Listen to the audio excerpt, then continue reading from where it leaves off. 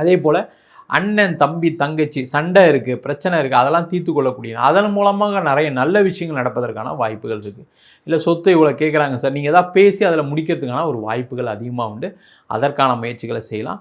அதே போல் இந்த செவ்வாய் சனி சேர்க்கை இந்த கன்னி ராசி என்பவர்களுக்கு மிகப்பெரிய அதிர்ஷ்டத்தையும் யோகத்தையும் கொடுக்க போகுதுன்னு சொன்னோம். அப்போ ஸ்பெக்குலேட்டிவ் மார்க்கெட்டில் ஷேர் மார்க்கெட், கிரிப்டோ அதில் லாபங்கள் சம்பாதிக்கக்கூடிய நேரம். அதே மாதிரி லாட்ரி ஏதாவது வாங்கணும்னு நினைக்கிறேன், இந்த காலகட்டத்தில் வாங்குங்க, தப்பு ஒன்றும் இல்லை. ஆனால் அதையும் அடிக்ஷனாக வச்சுக்காதீங்க. அதே மாதிரி உங்கள் ஜாதகத்தை ஒரு வாட்டி பார்த்துட்டு இதுக்கெல்லாம் யோகம் இருக்கா, ஏன்னா இது ஒரு கிரக சேர்க்கை, இது யோகத்தை கொடுக்க போகுது, அதில் எந்த டவுட்டும் கிடையாது. ஆனால் உங்கள் ஜாதகத்துலேயும் இருக்கும்போது அது கண்டிப்பாக யோகமாக மாறி அது ஒரு அதிர்ஷ்டமாக மாறுவதற்கான வாய்ப்பு இருக்குது. அதை மட்டும் பார்த்துக்கோங்க. அதே போல் கன்னி ராசி என்பவர்களுக்கு இந்த காலகட்டத்தில் வெளியூர் வெளிநாடு சென்று வேலை பார்க்கணும் அப்படின்ட்டு ஒரு ஆசை இருக்கும். ஏன்னா காரணம் கடன் பிரச்சனை, இல்லை வாழ்க்கையில் ஒரு முன்னேற்றம் இருக்கணும் சார். எல்லாருமே என்ன கூட இருந்தவங்களாம் வெளிநாட்டில் இருக்காங்க, என் ஃபேமிலியில் பாதி பேர் வெளிநாடு, நான் தான் ரொம்ப யோசிக்கலை.